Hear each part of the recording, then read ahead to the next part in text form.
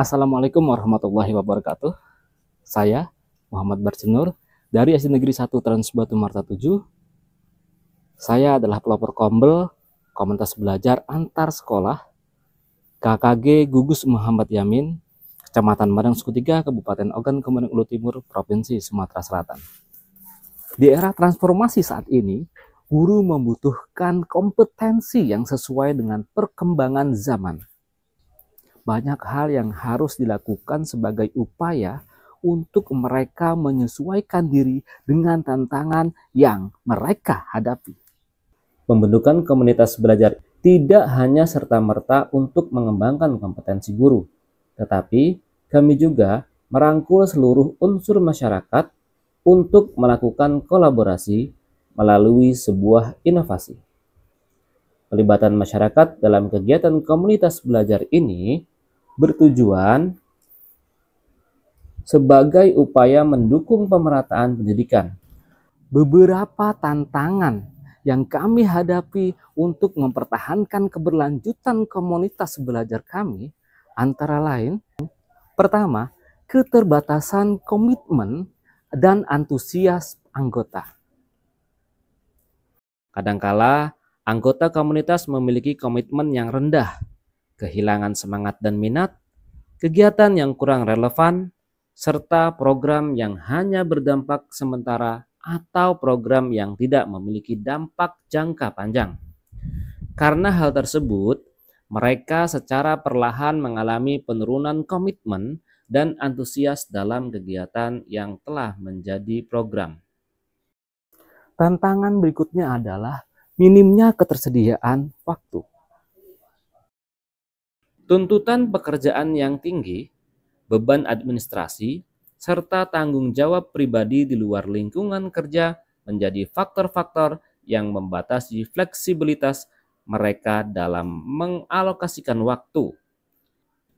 Tantangan berikutnya, fluktuasi tingkat fokus. Komunitas dapat kehilangan arah strategi akibat tidak terjaganya fokus kolektif, teralihkan oleh agenda yang kurang prioritas, serta tidak memiliki mekanisme pengawasan yang memastikan tindak lanjut program berjalan efektif. Tantangan berikutnya, kendala adopsi teknologi. Perbedaan kemampuan digital di antara anggota komunitas menjadi salah satu tantangan mendasar dalam proses kolaborasi berbasis teknologi. Sebagian anggota mungkin sudah terbiasa menggunakan berbagai platform digital, namun sebagian lainnya masih menghadapi kesulitan dalam hal dasar. Dan yang terakhir, kurangnya dukungan kepemimpinan. Tanpa dukungan penuh dari kepala sekolah atau pimpinan institusi, komunitas belajar sulit mendapatkan pengakuan, alokasi waktu, atau sumber daya yang diperlukan. Mempertimbangkan tantangan yang telah diuraikan di atas, maka kami sebagai pelopor komunitas belajar membuat mitigasi tantangan yang relevan dan tepat sasaran. Di antaranya adalah sebagai berikut. Melibatkan secara langsung anggota komunitas.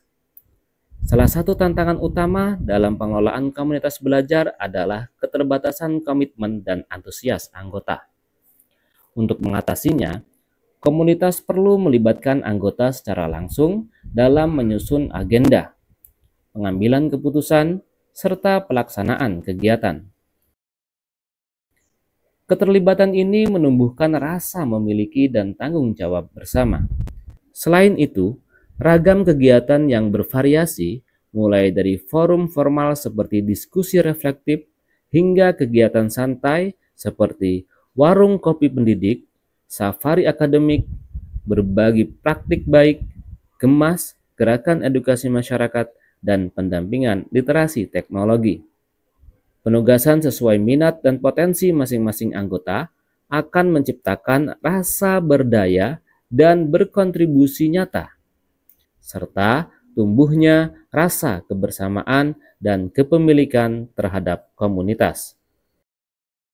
Strategi manajemen waktu yang fleksibel. Pengurus komunitas dapat menerapkan strategi manajemen waktu yang fleksibel. Jadwal kegiatan disusun dengan mempertimbangkan ketersediaan mayoritas anggota, misalnya di luar jam mengajar atau pada waktu-waktu tertentu yang telah disepakati bersama. Memperkuat sistem monitoring dan refleksi. Setiap kegiatan perlu disertai dengan catatan tindak lanjut dan penanggung jawab yang jelas. Pertemuan reflektif seperti warung kopi pendidik bisa dijadikan ruang untuk mengevaluasi capaian, meninjau kembali arah program, dan mengidentifikasi area yang perlu diperbaiki. Pendampingan literasi digital. Komunitas dapat menyelenggarakan pelatihan atau pendampingan literasi digital secara sederhana namun praktis. Anggota yang lebih mahir dapat menjadi mentor bagi anggota lain melalui pendekatan peer learning. Dari dukungan keberlanjutan, membangun sinergi dengan pimpinan. Untuk mengatasi tantangan berupa kurangnya dukungan kepemimpinan, diperlukan strategi yang berfokus pada komunikasi, kolaborasi, dan keberlanjutan program. Langkah pertama adalah membangun hubungan yang intensif dengan pimpinan melalui penyampaian capaian, manfaat, dan dampak nyata kegiatan komunitas. Presentasi singkat, laporan visual, atau undangan bagi pimpinan untuk turut hadir dalam kegiatan dapat menumbuhkan rasa kepemilikan dan dukungan yang kuat. Pelaksanaan berbagai program komunitas belajar seperti safari akademik atau kunjungan kelas sejawat, berbagi praktik baik, warung kopi pendidik, gemas, gerakan edukasi masyarakat telah memberikan gambaran yang berharga tentang dinamika kolaborasi antar pendidik. Awalnya, partisipasi anggota belum merata.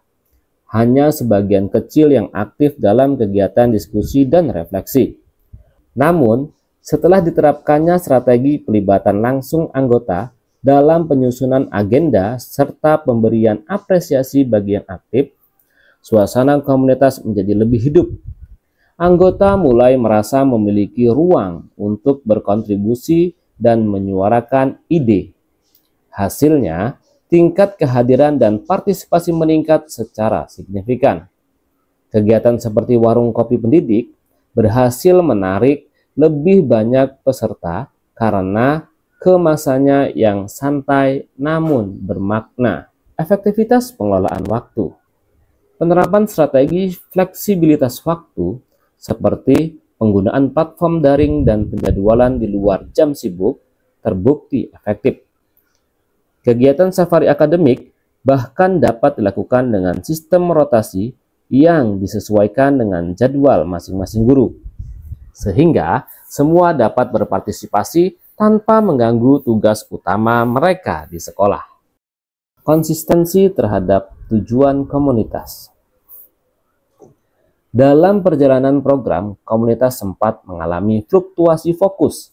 Namun, melalui pertemuan reflektif rutin dan evaluasi hasil kegiatan, arah komunitas dapat dikembalikan pada tujuan utama, meningkatkan profesionalisme dan mutu pembelajaran. Penguatan literasi digital dan pemanfaatan teknologi.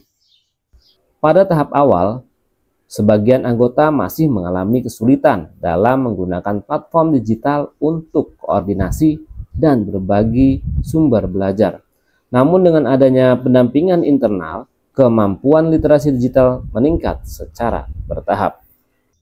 Secara umum, komunitas belajar kini berkembang menjadi wadah yang lebih solid, reflektif, dan inovatif. Proses yang dilalui membuktikan bahwa keberhasilan sebuah komunitas tidak hanya bergantung pada seberapa banyak kegiatan yang dijalankan, tetapi juga seberapa kuat rasa kebersamaan, kemauan untuk belajar, dan komitmen untuk tumbuh bersama di antara para anggotanya.